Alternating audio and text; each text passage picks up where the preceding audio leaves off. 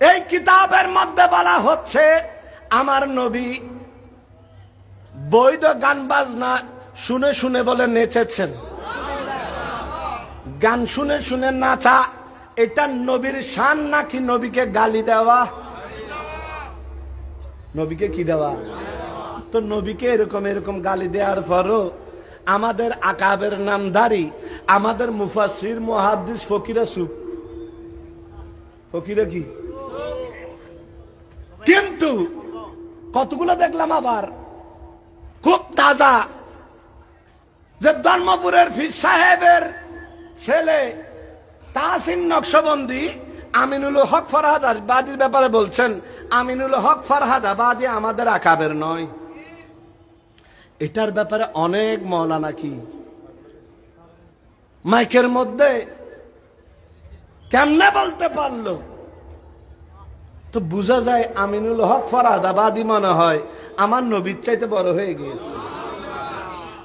ওর নবীর শানে বলছে যে নবীর বেলায়েতের চাইতে আহমদুল্লাহ মেজবান্ডারি রহমতুল্লাহ আলাইহির বেলায়েত নাকি শ্রেষ্ঠ। এই কিতাবের মধ্যে দাবি করা হচ্ছে আমার নবীর যুগকে আহমদুল্লাহ মেজবান্ডারি খতম করে দিয়েছেন। যুগ কি করে দিয়ে দেয়? কাদিয়ানীরা আল্লাহর নবীর যুগ খতম হয়ে গিয়েছে এটা মনে করে না, তারা বিশ্বাস করে আসল নবী তো আল্লাহর রসুল, গোলাম আহমদ কাদিয়ানী হচ্ছে উম্মতি নবী। কি নবী? অর্থাৎ নবীর মিশনকে চালিয়ে নেওয়ার জন্য উম্মতি নবী। কি নবী?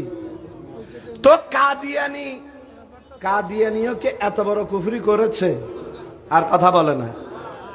কাদিয়ানী এত বড় কুফরি করেছে। তো কাদিয়ানীর ব্যাপারে ইমাম ইশকে মোহাব্বত আলা হযরত হুসামুল হারামাইনের মধ্যে লিখছেন, মান শাক্কা আলা কুফরিহিম ওয়া আযাবিহিম ফাহুয়া কাফির। ফাহুয়া কাদিয়ানীকে সুন্নি নয়। কাদিয়ানীকে যদি কেউ তার কুফরির ব্যাপারে সন্দেহ করে,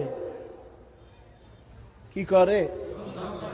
সুন্নি মনে করা বহুত দূরের কথা, কাদিয়ানীকে কাদিয়ানীর কুফরির ব্যাপারে কেউ যদি সন্দেহ করে, আলা হযরত বলছেন সেও কাফের।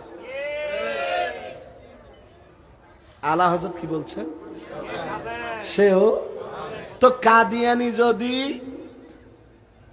কাদিয়ানীকে কেউ যদি কাদিয়ানীর কুফরির ব্যাপারে সন্দেহ করে, সে যদি কাফের হয়, এ তৌহিদে আদিয়ানীদের কুফরিগুলো নিয়ে কেউ যদি তারা সুন্নি বলে, তার হুকুম কি?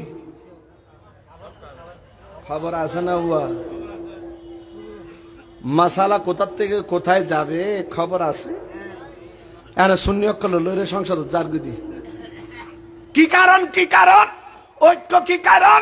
আমরা সবাই মিলে ঐক্য হয়ে সংসদে গিয়ে ইয়া রাসূলুল্লাহ নারা দিব, তো নবীর শরীয়তকে, নবীর তরিকতকে, নবীর দেখিয়ে দেওয়া আহলে সুন্নাত ওয়াল জামাতকে এখানে মাঠের মধ্যে জবাই করে দিয়ে তুমি সংসদের মধ্যে কোন সুন্নিয়ত কায়েম করবে?